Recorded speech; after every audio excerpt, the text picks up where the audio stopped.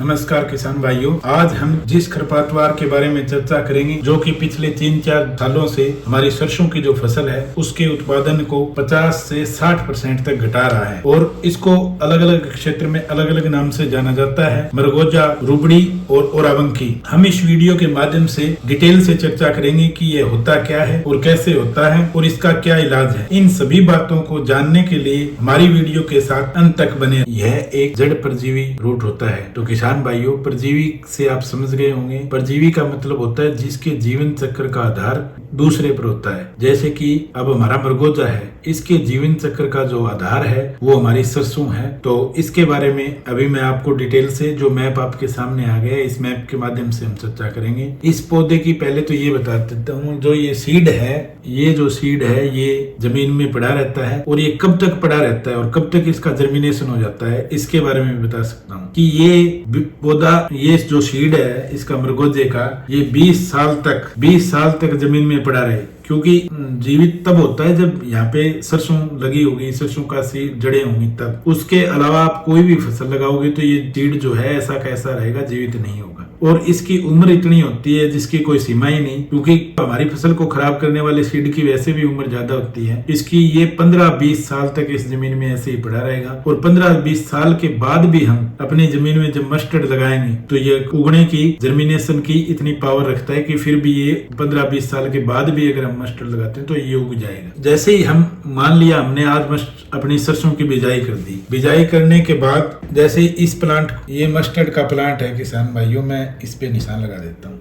ये अपना मस्टर्ड का प्लांट है और इस प्लांट को जर्मिनेशन हुए 10-15 दिन हो गए। जैसे ही 10-15 दिन होने के बाद ये नीचे रूट छोड़ेगा, यहाँ पे जो ये छोटे छोटे दिखा रहा है आपको, जो ये रूट ये अपनी जड़ों में छोड़ेगा, इन रूटों के साथ, इन जड़ों के साथ इसके अंदर ऐसा रसायन निकलता है जिसके कारण वो इस रूट के साथ अपना संबंध बनाता है। जब इसको 30 दिन हो जाएंगे उसके बाद ये जमीन से बाहर निकल के एक इस प्लांट की शक्ल लेने लग जाएगा। इस प्लांट की शक्ल लेने के बाद क्या होगा, जैसे ही जब हमारी मस्टर्ड 30 दिन की हो जाती है उस टाइम ये ऊपर आने लग जाएगा और इसका जीवन चक्र ऊपर आने के बाद बहुत ही कम होता है, काम ये बहुत ज्यादा करता है। ऊपर आने के बाद ये 8-10 दिन के अंदर ही फूल बनाने स्टार्ट कर देता है। 8-10 दिन के अंदर फूल बना के और 4-5 दिन में अपना बीज तैयार कर लेता है। आपने देख लिया होगा इसका जीवन चक्र कैसा है, कैसे ये संबंध बनाता है जड़ों से। हाँ, अगर सरसों के अलावा कोई दूसरी फसल है तो ये अंकुरित भी नहीं होती, क्योंकि ये इसका जो सीड है वो पूर्णतः मस्टर्ड के पौधे के ऊपर होता है इसका जीवन चक्र। अब इसके बाद चर्चा करते हैं कि इसके इलाज क्या है। तो किसान भाइयों, वैसे तो अब तक ऐसी कोई किस्म किसी भी कंपनी ने या हमारे सरकारी जो यूनिवर्सिटी हैं उन्होंने अभी तक कोई ऐसी किस्म, हमारी क्या किसी भी देश ने अभी तक सरसों के ऊपर ऐसी कोई रिसर्च नहीं करी है कि जिससे मरगोजा का जो अपना सीड है ये अंकुरित ना हो। अब तक किसी भी, हर मस्टर्ड के अंदर ये अंकुरित होता है, परंतु कुछ किसान भाइयों द्वारा जो इसकी रोकथाम के लिए जो किया गया है वह अनुभव मैं आज आपके साथ शेयर करता हूँ। बिजाई के 30-40 दिन के बाद इसकी रोकथाम के लिए, क्योंकि आपको मैंने पहले भी बता दिया है कि जैसे ही हमारी बिजाई हुई, जड़ें बनाई मस्टर्ड के पौधे ने, इस बीज ने इसके अंदर से जो रसायन निकला, रसायन से ये रूट के साथ अपना संबंध बनाता है। और एक चीज और इम्पोर्टेंट जो मैं आपको बता देता हूँ, इसका संबंध जब इसके रूट के साथ हो जाता है तो ये मान के चलो किसान भाइयों कि थोड़ा सा ये पावरफुल होते हैं। जैसे इसका थोड़ा सा बाहर निकलेगा उस टाइम ये मान लेना कि इस पौधे को जो भी हमने खाद पानी जो भी खुराक दिया है उसको ये खींचता रहेगा। इसका कनेक्शन बिल्कुल कट हो जाएगा। कट होने के बाद क्या होगा, ये पौधा फ्लोरिंग पे है, फूलों पे है तो वहीं पे रुक जाएगा।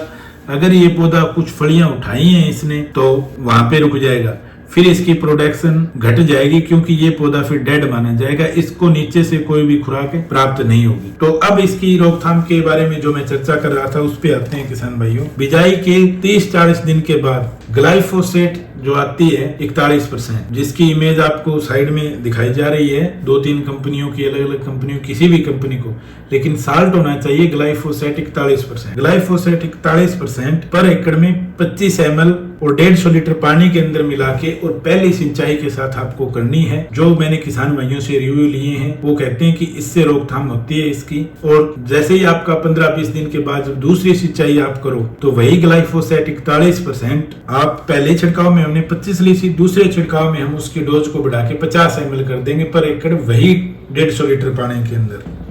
उससे क्या है कि अपना जो प्रोडक्शन 50-60% घटता है वो अपना नहीं घटेगा। किसान से इसको बहुत ज़्यादा बेनिफिट होगा, फायदा होगा, मैं उम्मीद करता हूँ।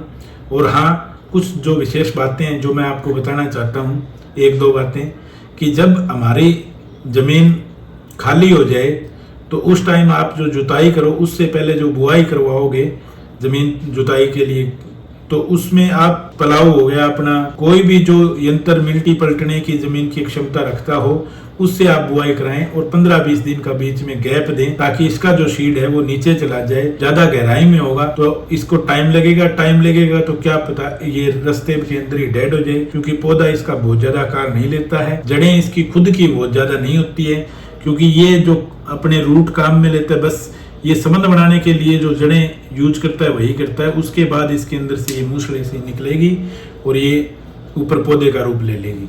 मैंने आपको बताया है कि 2 छिड़काव आपको करनी है, पहली सिंचाई और दूसरी सिंचाई के अंदर। सिंचाई के बगैर, मैं एक बार फिर से बता देता हूँ किसान भाइयों, सिंचाई के बगैर आप ग्लाइफोसेट 41% की स्प्रे ना करें। ना आप 54% पे जाएं, ना आप 71% पे जाएं, ओनली 41% ग्लाइफोसेट। किसी भी अच्छी कंपनी की जो आपको अच्छा लगे वो चूज करके आप इसका छिड़काव करें और इससे कुछ हद तक राहत पाएं। तो किसान भाइयों, हाँ, यदि मृगोजा फिर भी बहुत ज्यादा हो रहा है, आपने रोकथाम के लिए अपना उपचार जो है वो कर लिया, तो आप इससे हटके भी फसल लगा सकते हैं। जैसे अपना चना आ गया, गेहूं आ गई, जौ आ गए, और अगर आपकी मिट्टी ज्यादा उपजाऊ है तो आप मटर का उत्पादन भी ले सकते हैं, जिसमें जो अपने को मस्टर्ड के पौधे में जो हम देखभाल करते हैं, लगभग प्रोडक्शन लेने वाली मटर में अपने को वही देखभाल करनी होगी। तो मेरा ये वीडियो कैसा लगा? यदि आपको अच्छा लगा हो तो अन्य किसान भाइयों के साथ शेयर जरूर करें। तो मिलते हैं हमारे अगले वीडियो में, तब तक के लिए जय हिंद, जय भारत।